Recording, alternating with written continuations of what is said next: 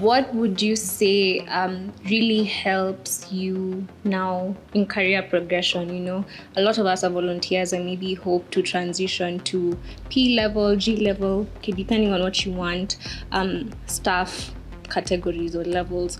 What would you say is key or are key to now getting there?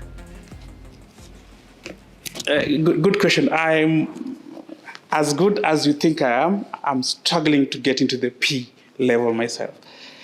If I tell you, can I ask how many job applications do you think I've sent? Just roughly, to become a P3 or P4? No, I've done 50 job applications to try and get into the Ps. And I have not even been shortlisted in maybe, I've only been shortlisted in 3. So so it's very competitive within the UN system. HR will tell you that recruitment is one of the most time-intensive exercises ever. And we don't always do a good job in our CVs and our applications, so we don't do justice to our own applications. We also contribute a lot to be able to fit in. So there are a lot of skills that you can only gain on the job, and by the time you start articulating them on your resume, then your abilities of even being shortlisted by the system does what? Increases. And that's why I said the experience you gain as a UNV, if you can document it very well, if you can capture it very well, and don't miss out. You miss out on a lot of things that you contribute to. I'm sure you participate in preparation of a report. I'm sure you participate in meetings. I'm sure you are sent to a task force somewhere to represent your offices. Document those things because they can actually effectively get you shortlisted, right? So don't just stick to your terms of reference. That's what I was doing most of the times. I would just copy paste my terms of reference and put on there. Who does that? By show of hands. If you're copying your terms of reference on what you're doing, then you're doing it wrongly. You understand? The terms of reference define what you're supposed to do.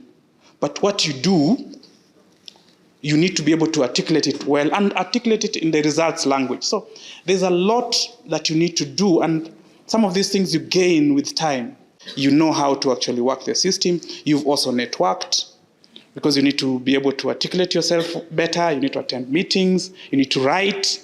People need to Google you and they need to find something you've contributed to. If you've participated in preparing a report, ensure you tell them I contributed. I need my name on that report. Because that's an evidence you can easily come up in a search engine and they find your name on a report and they're like, okay, this looks interesting. This lady, Rosalia, has actually helped work on these kind of things. Get those short courses, they're important. Project management course, knowledge management course. An additional language will open for you literally 50% more job opportunities you can apply for. So those are the things that you need to. If you get a chance to add a language, please do it. If you get a chance to get a course in project management, please do it. Finance management, please do it. What other course I think is data analytics now is an important one. There are short courses in data analytics. Please take them. And just ensure you continue improving your professional development because it's a very, very competitive world out there. As you'll be applying for a P3 position, I will also be applying for it. Right? So as you are clicking send, I'm also clicking. So where will we meet?